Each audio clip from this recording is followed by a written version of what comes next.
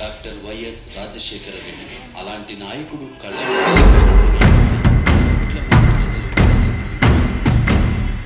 అబ్బబ్బబ్బబ్బా ఏం జనాలు సార్.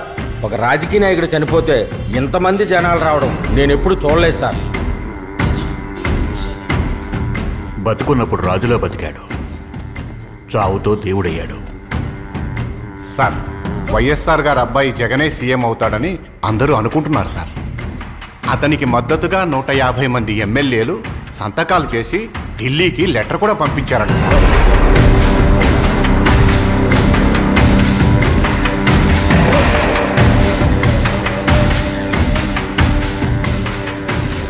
తండ్రి పోయాడనుకుంటే కొడుకొచ్చాడు.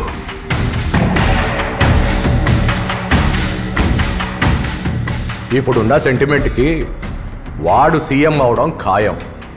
అదే కనుక జరిగితే మన పార్టీకి చాలా నష్టం అండి. తండ్రి చావే వాడి రాజకీయ బలమైతే దాన్నే వాడి బలహీనతగా మార్చండి. తండ్రి శవాన్ని పక్కన పెట్టుకుని సంతకాలు సేకరించి శవ రాజకీయాలు చేస్తున్నాడని నమ్మించండి. సార్, జనాలు నమ్ముతారంటారా సార్?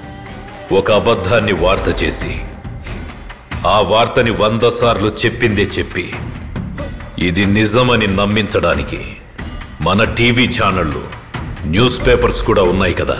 ఇలాంటి టైంలో బురద చల్లడం అవసరమా సార్? బురద చల్లడమే మన పనయ్యా.